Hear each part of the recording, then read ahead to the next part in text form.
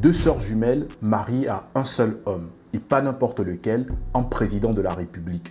Laisse-moi te raconter l'une des histoires les plus folles du long règne de Mobutu.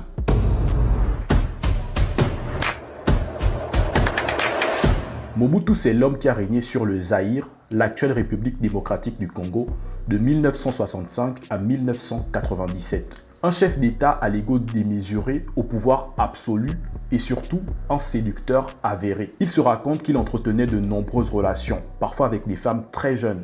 Les épouses et les filles de ses plus proches collaborateurs n'étaient pas à l'abri. Et pourtant, il était officiellement marié à Marie-Antoinette, sa première épouse, décédée en 1977. 3 ans après la mort d'Antoinette, en 1980, le pape Jean-Paul II annonce une visite au Zaïre. Et Mobutu, voulant faire bonne figure devant l'église, décide d'épouser sa maîtresse de depuis toujours, Bobi Ladawa. Et c'est là que l'histoire devient intéressante. Mobutu l'a rencontrée lorsqu'il allait rendre visite à son oncle Lito, qui était l'époux de la grande sœur de Bobi. Mais Bobi n'est pas seule, elle a une sœur jumelle, Kosia. Les deux femmes sont identiques comme deux gouttes d'eau. Et vous savez que pour Mobutu, celui qui se prenait pour le roi du Zaïre, rien n'est trop grand, ni trop fou et encore moins interdit. Avoir les deux sœurs jumelles pour lui seul, c'était comme une autre preuve de sa toute-puissance. Il entame donc une relation secrète avec Kosia. Et quand Bobi découvre tout, devinez quoi? Elle accepte de partager son mari avec sa propre sœur jumelle. Mais vous attendez à quoi?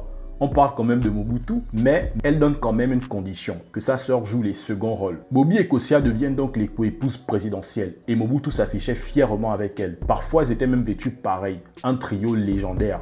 Et lorsqu'on sait ce que représentent les jumeaux dans la culture africaine, on peut se poser des questions et faire même d'autres interprétations de ce foyer polygamique. Ces deux épouses resteront à ses côtés jusqu'à sa chute et sa mort en exil en 1997 au Maroc. Aujourd'hui, elles sont encore en vie et vivent toujours au royaume chérifien. Par contre, elles ont juré que tant que Mobutu ne sera pas enterré au Congo avec les honneurs, elles n'y remettront jamais les pieds. Je voudrais terminer en disant que cette vidéo n'était pas pour juger qui que ce soit. Chacun est libre de se marier avec qui il veut. Quant à moi, je comptais juste l'histoire. Au fait, j'allais oublier. N'oublie pas de t'abonner.